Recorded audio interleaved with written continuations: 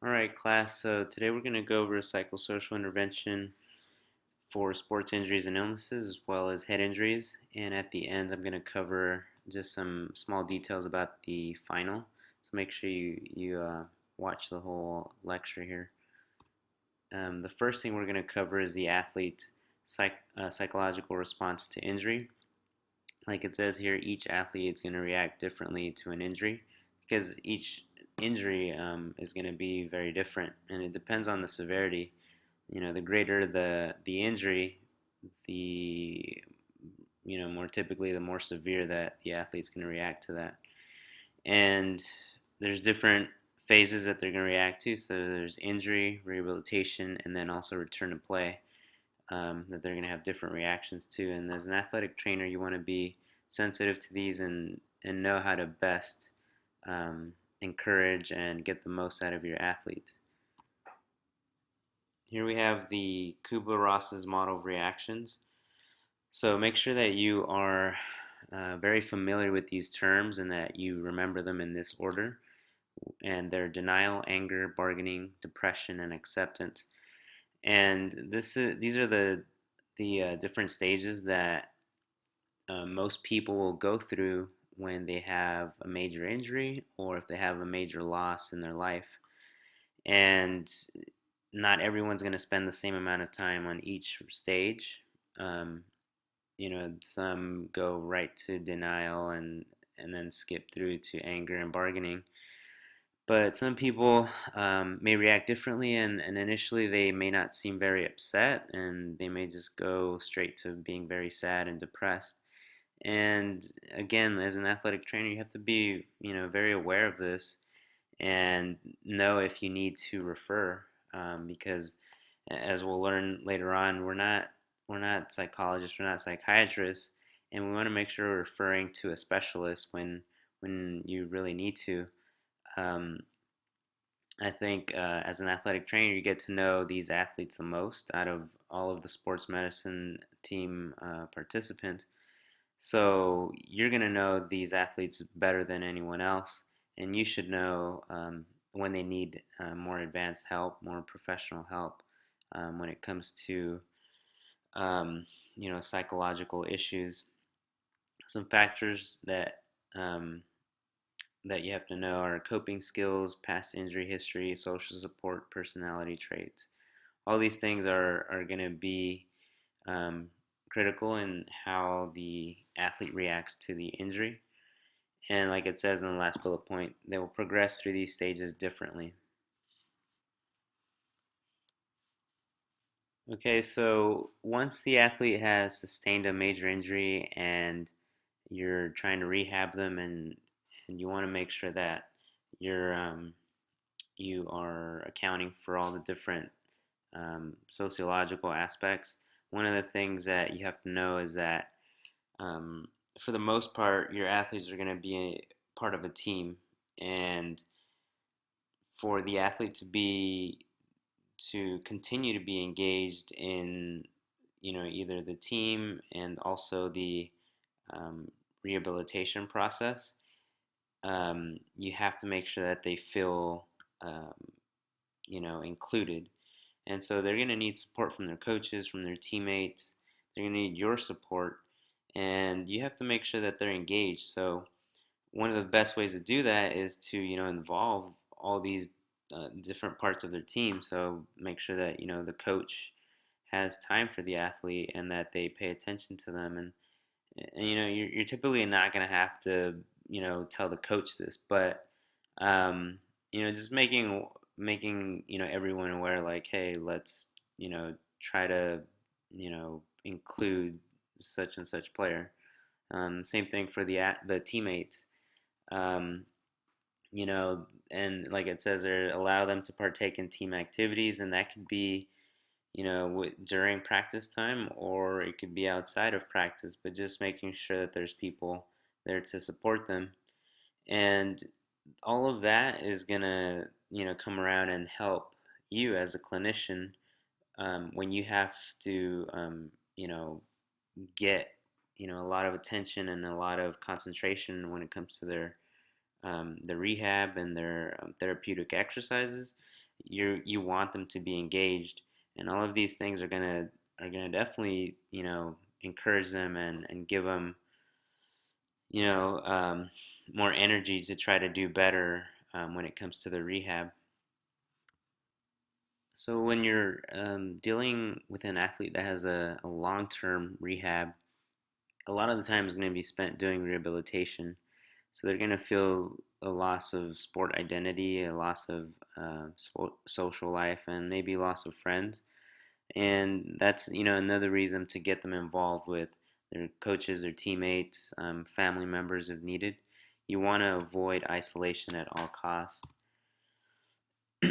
Some support groups, like it says here, teammates, or maybe even other injured athletes, or maybe get like a testimony from another athlete who's had the same injury or has gone through a similar situation where they've been doing rehab for a long period of time, and getting that perspective to your current injured athlete will definitely go a long way.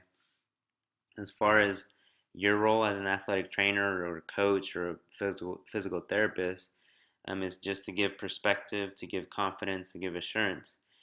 Um, you want to, I think that's one of the big things that you have to present, as a professional, as a clinician. You want to give the athlete confidence that you know what you're doing, that you're going to take care of them, that you're doing everything possible to get them back on the field or on the court. Um, and at the same time, like it says at the bottom, that you're not a counselor, but as much as you can do to encourage them, I think you should do. But once it's time to refer to a specialist, then you're going to be aware of that because you're going to know your athlete very well. Um, as they're getting closer to return to play, you can start doing more sport specific drills, and we've talked about this when it comes to even early on in the rehabilitation process. Aside from them being more ready or better prepared to return to play by using sport specific drills, you're also giving them you're decreasing feelings of isolation, and you're providing carryover to the sport. So just a few more things in detail about the athletic trainer's role in providing support. One is to be a good listener, be aware of your body language, and this again just kind of goes back to giving an image and presenting confidence and um, knowledge, knowing what you're doing. So one of the first things is just being a good listener. I think that's one of the best ways you get to know your athletes. And aside from getting details about the injury, which you're going to include in your injury evaluation, you're also going to find out what could be hindering them or what could hinder them in the future as you go through your rehabilitation. It says be aware of any demonstration of signs that require referral for counseling. So again, like I mentioned before, you know any um, any signs of you know continued depression or just signs of someone that could hurt themselves, that's when you want to refer to a specialist, to a counselor, to a psychologist, psychiatrist, whatever resources you have at whatever institution you're at. You want to make sure that you're aware of those and that you use them. It says be aware of body language, so make sure you're making eye contact, that you have genuine interest, and um, that you're engaged with the athlete. It says project a caring image. So, and I think this, can sometimes be overlooked. And there's times where, as an athletic trainer, you're gonna have really busy days, and maybe by the time you get to this athlete, you're pretty tired. You've already been dealing with a lot of athletes that day, and it's kind of tough to continue to project this image. And that could be troubling for the athlete. It may discourage them. So you have to be aware of, what type of image you're projecting when you're helping this type of athlete. It says find out what the problem is, so allow athlete to provide as much information as possible, provide feedback to the athlete. So just continually give feedback to the athlete, you know, trying to give them positive feedback, even if they're, slow to pick up their rehabilitation process, just give them positive feedback.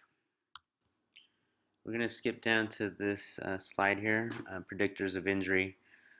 It says injury-prone athlete, and in your book, it tells you there's no, single personality type that has been recognized as injury-prone. Um, but some of the groups that people are usually categorized in are risk takers, overly aggressive, detached, easily distracted, fearful, apprehensive, or overprotective players. It says these are the types that may be predisposed to injury. But like to say that there's one single personality type that is going to get injured the most, you can't really find that. It says stress and the risk of injury, um, positive and negative forces that can disrupt body's equilibrium. Negative stress can decrease one's focus and create muscle tension. So all this has to do with like stress management and the type of things that can hinder your or the athlete's performance and could possibly cause injury. And another thing that we'll cover is overtraining, so the imbalance between physical load and athlete inability to cope. And this is, physiological, includes physiological and psychological factors as well. So stress and the risk of injury. The physical response to stress is autonomic, immunologic, and neuroregulatory. It says increased release of cortisol occurs with sympathetic response, so that the cortisol which gets released through with the sympathetic response, and that will cause a fight or flight response. The acute things that causes are immediate threats and instantaneous response. The chemicals to know are epinephrine and norepinephrine that get released into the body. And the long-term effects or the long-term symptoms are increase in blood corticoids from adrenal cortex. And it says this will lead to a system breaking down over time. We're going to skip down to the overtraining slide here. And um, so often staleness caused by training too hard or too long without proper rest. So this is something that a lot of athletes deal with throughout their season. There's points in the season, even at the very beginning of the season, when they've gone through two-a-days or just beginning school, and now they're starting to play games, and so all their weekends are pretty much filled up. They have competitions, they have tests that they have to do. Um, so there's a lot of things that are on their plate, um, and now you're dealing with trying to make a team or trying to get a starting position. Um, this can take a toll on their body, especially if they're not getting enough rest. And that could mean, days off and also just getting enough sleep in a day. And so here's some of the symptoms: decreased performance, chronic fatigue, apathy and boredom, loss of appetite and weight loss, gastrointestinal distress, sleeplessness and irritability, increase heart rate and blood pressure, decreased desire to participate. Um, so it says treatment, decrease amount of training and maintain intensity or stop competition. So, um, you know, when you're dealing with coaches, you can't really say to them like, hey, they need a day off, or, you need to take a day off. But recommending it is not a bad idea, just kind of letting them know, hey, we've been having several guys getting injured. Um, we're thinking it's probably because they've been training too hard or too long, and probably need a couple of days off, or decrease the